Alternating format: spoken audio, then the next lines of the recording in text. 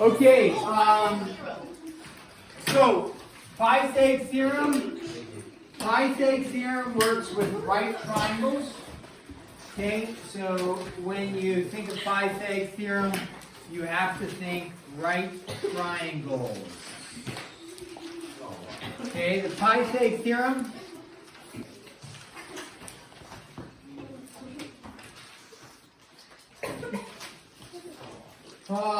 Found by Pythagoras. You won't be tested on, maybe I should test you on this, but Pythag theorem, what kind of triangles does it work with?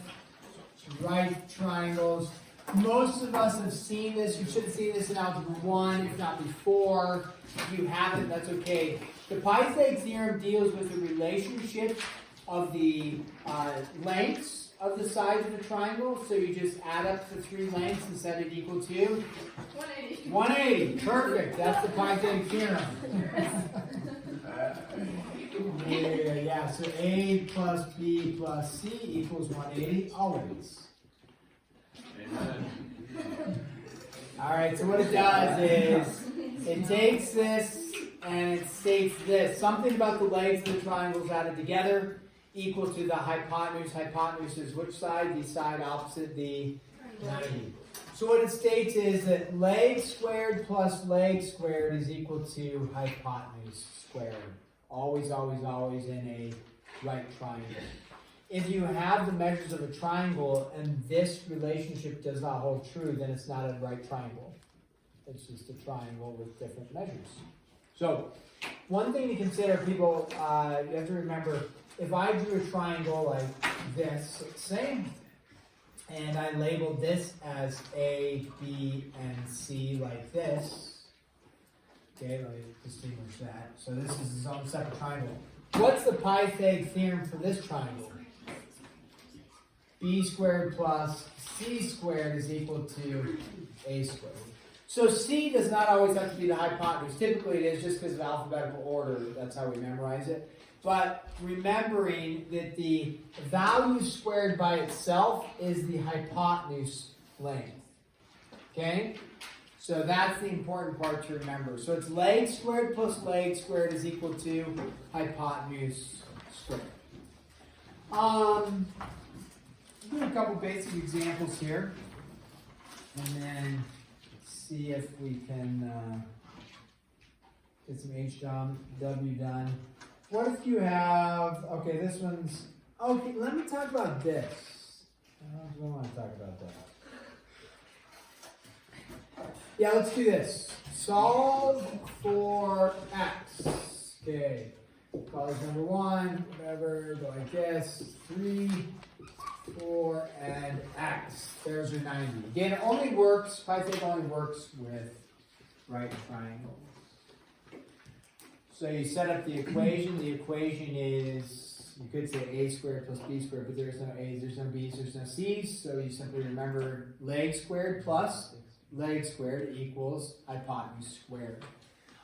So 3 squared plus 4 squared is equal to hypotenuse squared. And you simplify that.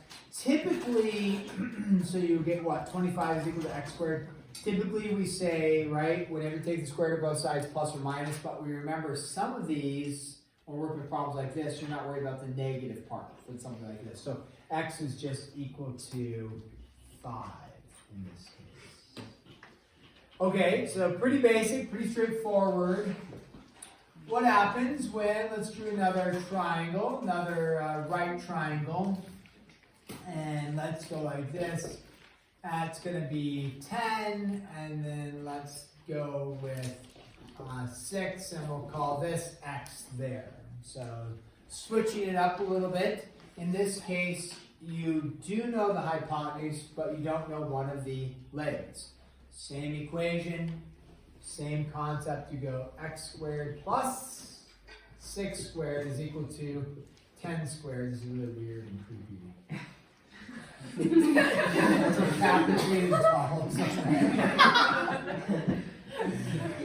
Oh man.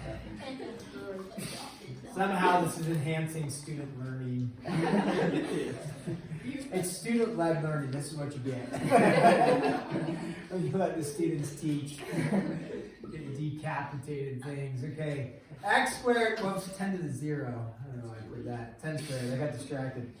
So you get 100 minus 36 gives you 64. And then you get x is equal to 8. Okay. Now, let's look at these two triangles. If we were to fill this in, this is a 5, this is going to be an 8. Any relationship between 1 and 2? Yeah, there is. I mean, they are right triangles, okay? What other things can we state about it? Do we know the triangles are right? Is there any of those that have a relationship? Yeah, they're similar, right? Very good. Angles, we don't know that the angles are the same, but we can, I mean, they are the same, but we can notice that they are proportional, right? So 3 turns into 6, 5 turns into 10, 4 turns into 8.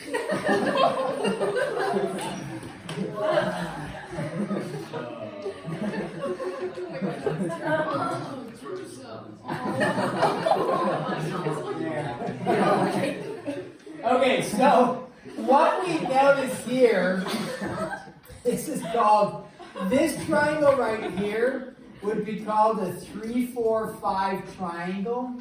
And what we know is that a 3, 4, 5 triangle is what we call a pythag triple. Very good. Pythag triple. Yeah. Pythag triple simply means, you don't actually have to memorize this, but a pythag triple simply means that it's 3 integral values.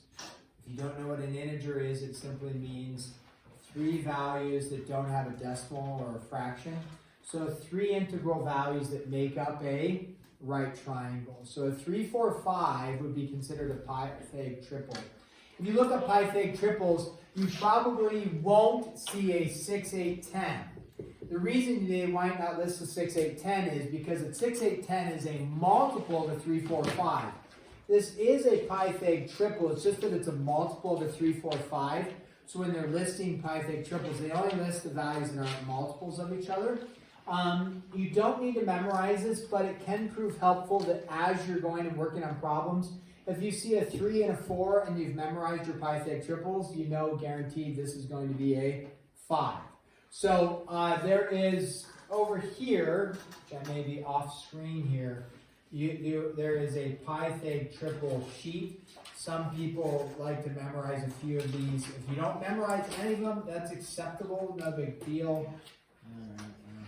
We're decapitating everything. So we're doing pythag triples. So you can see the pythag triples listed. A 3, 4, 5 is a pythag triple. 5, 12, 13. The smaller size, the 5 and the 12, that would be the legs. The 13 is the hypotenuse, right? The longest side is always the hypotenuse. The only value this has in memorizing them is that when you're working on problems, you can quickly get them, and they come up fairly often when you're talking about right triangles. So that's the value. Otherwise, you have the full capability of doing a pythag theorem and solving is no problem. So do you need to memorize pythag triples? No, do not need to memorize pythag triples. Can it prove helpful? Sure, can prove helpful. I wrote in addition to the 3, 4, 5, see I put a multiple because it's not, the multiples aren't listed there. I put a multiple of a 6, 8, 10. I did a 9, 12, 15 just as a reference, okay? So if you can look those up if you want. Now, if they're non-integral values, there's some decimal values, there still fits into a pythag theorem and a right triangle. They're just not considered pythag triples. Triples are the ones that don't have any decimal values. Most of the ones you see, again, 3, 4, 5 are multiples thereof. 5, 12, 13 you'll see, and occasionally the 7, 24, 25. After that, for examples in books, they usually don't have massive or larger numbers, like a 39, 80, 89. You're usually not dealing with those types of numbers, okay? So there's your pythag triple. If you hear that, it's just referring to right triangles and the Pythagorean theorem. Let's do this. Right triangle or not. So we'll call this number 3. If they give you these lengths, 20, 30, and 40. The question is, do these lengths make up a right triangle? We do know they make up a triangle because any two sides have to add together to be greater than the third, right? So that works for a triangle, but are these a right triangle? How would you test it or prove it on a test? If I said, show your work algebraically, if you just write yes, or you just write no, that would, I'd give you 1 point for at least writing yes or no. Okay. How do you show that it's yes or no? Yeah. Square them all and then add 20 squared plus 30 squared. Yeah, how do you know to do 20 squared plus 30 squared? Because those are the shorter sides and 40 would be the hypotenuse. Yeah, there you go. So you just do this, and then show one more level of work, right? Show that 400 plus 900 is 1,300, and that does not equal 1,600. Therefore, not. It is not a right triangle. As if it is a right triangle, it would be 1,300 equals 1,300 or 1,600 equals 1,600. Even if you're really close, close does not count, right? 10. That is true. Close only counts in horseshoes and hand grenades. In horseshoes at what? Hand grenades. You've never heard that? Because in horseshoes you get points if you get close to the ring, and a hand grenade it doesn't matter because it's going to blow up. Close. We're really into the carnage team right now. Hand grenade.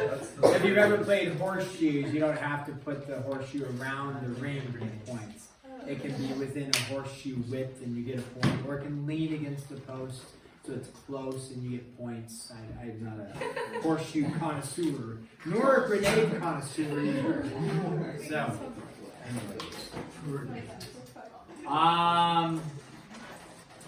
okay, yeah, there's some other problems you have to do.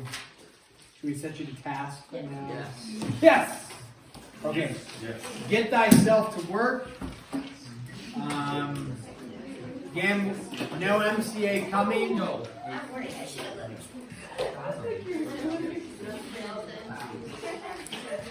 What's up?